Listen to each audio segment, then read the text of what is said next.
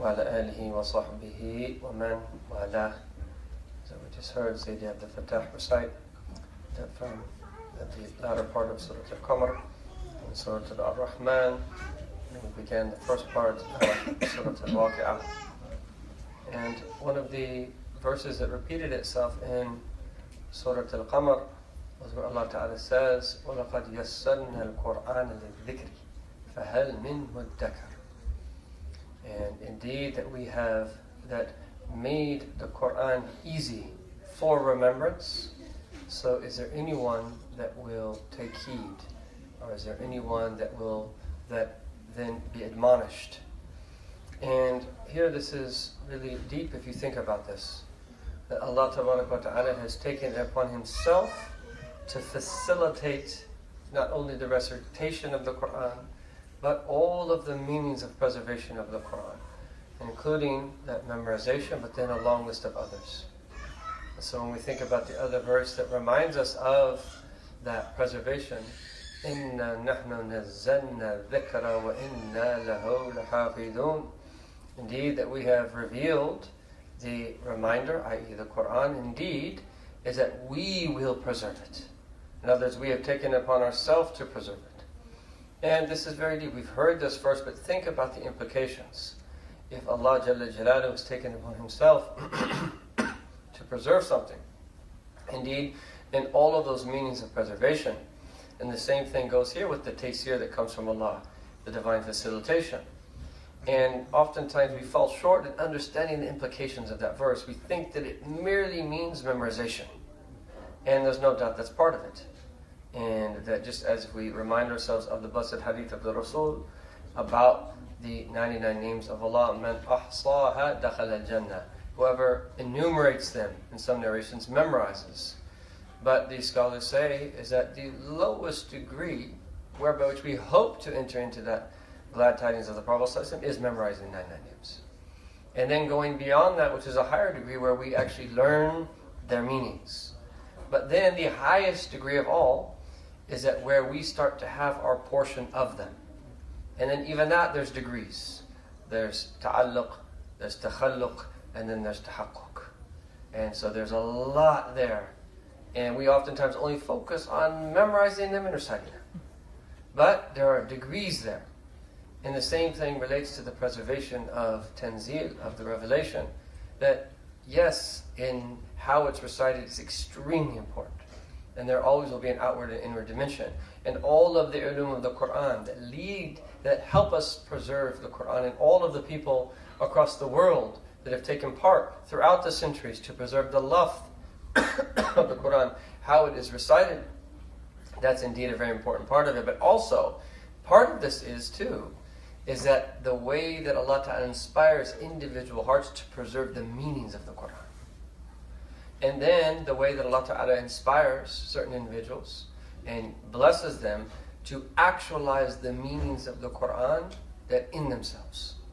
And that is the highest degree of all. And this is why one of the du'as that we've been reciting in the Khatam of the Qur'an of Habib Ali bin Hamd al-Habshi is that he asks Allah Ta'ala and yu'allif, that is to, how would you even translate that? He's asking essentially for a connection to the Qur'an. That the Qur'an in its entirety, every chapter of the Qur'an, every verse of the Qur'an, every word of the Qur'an, and every letter of the Qur'an, is that there be ulfa, there be a deep sense of familiarity between I and that letter, that word, that verse, and that surah, and the entire Qur'an. In other words, especially here when it relates to this idea of tahaqquq, was where the reality of that meaning is being actualized within us. And we are preserving the Qur'an in that particular way, not just in terms of putting it into practice, but in terms of experiencing its realities. And that is something very high. And this is why when we take it back to this idea of Allah Ta'ala, وَلَقَدْ يَسَّرْنَا الْقُرْآنَ لِذِكْرِ, there's divine facilitation. People that will outwardly help you in some way. Yes, is that there's ways that people can make things easy for you. But there's a big difference of taysir that comes on the hands of people and then taysir that comes from Allah Jalla Jalaluhu. When Allah Ta'ala facilitates something for you, it doesn't always mean it's going to be easy outwardly, but it means that He will give you everything that you need in order to truly benefit from that thing and it will be taysir in all of the meanings of taysir, with perfect orientation in this world and the next world, and everything of all the things that we wouldn't even possibly be able to consider, where we want to make something easy for someone. When Allah Ta'ala that facilitates it in that way, it's done in the very, very best of ways. But then also here we can understand is that Allah Ta'ala facilitating the Quran through its preservation and all of these meanings, only some of which we scratch the surface of, لِلذِّكْرِ. What is it for? It is for remembrance. It is for us to be aware. What is the purpose of our life? What it is that we should be doing? What is the end result of us treading the path to draw near to Allah Ta'ala? And then, فَهَلْ مِن مُدَّكَرٍ. Is there anyone that will take heed? Is there anyone that will receive this admonition and become admonished therein, so that we can learn our lesson and that we can reflect deeply upon this, and we can put this to our lives and to put this into practice in our lives?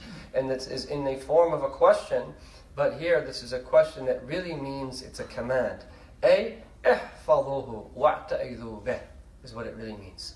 That preserve the Quran in all of its meanings, in terms of its memorization, in terms of its putting into practice and actualizing those meanings within ourselves, and learn lessons from it, and be inspired by it in your everyday lives, because that this is a great blessing of Allah Ta'ala to have this Quran. And just by that's in closing, I remember that 1 week before I converted, going to someone's house, and it was the first time that I had ever was told that someone had memorized the Quran. There was a few people there. There was this brother named Abdus he was Libyan, and they said he's memorized the entire Quran. And I was like, he memorized the entire Quran? Like, I didn't ever meet a Christian in my life that ever memorized the Bible. Maybe there's a few Christians in history that have memorized the Bible, but the Bible is read, but it's not recited, and that it's rarely ever memorized, except maybe certain passages. But the idea of combining between memorization and a recital, which is even more emphatic than merely just a reading, and all of the meanings, that was, to me, mind-blowing. And we take this for granted, but we realize this is something unique to the Ummah of our Prophet ﷺ, to have this book and to have it preserved in the way that it is, and to have it recited in the way that it's recited 1400 years later here with us. This is one of the great blessings of Allah Ta'ala, one of the greatest blessings of all. فَهَلْ مِن مُدَّكَرٍ, that it is that worthy of us to give the Quran its right, not just in this blessed month. We especially strive to learn Allah's book. Let's make a commitment to recite His book after Ramadan. And one of the greatest intentions that we can make, and I apologize for going so long, one of the greatest intentions we can make when we recite the book of Allah is to put it into practice. The companions used to read at night to practice by day. And when they memorized so that they could know how to put that into practice consistently for the rest of their lives. This is what we want to do. We want to bring these meanings alive in our hearts, and those that are around us, our families, our friends, our community. And inshallah ta'ala, this will lead to the ultimate goodness, not only for us, but all of those that experience interactions with the people who put those meanings into practice. May Allah ta'ala give us tawfiq. Bless us in all our different affairs, the 27th night of Ramadan. And if this is indeed Laylatul Qadr, we ask Allah Jalla Jalaluhu, Allahumma innaka afuun tuhibbul afwa fa'fu anna. Allahumma innaka afuun tuhibbul afwa fa'fu anna. Allahumma innaka afuun tuhibbul afwa fa'fu anna. Ya Kareem, we ask Allah to pardon us and to completely wipe our slates clean, and to change all of our past sins into good deeds. Ya Dhal Jalali wal Ikram, Ya Dhal Tawli wal In'am. Wa sallallahu ala Sayyidina Muhammadin wa ala alihi wa sahbihi wa sallam. Alhamdulillahi Rabbil Alamin.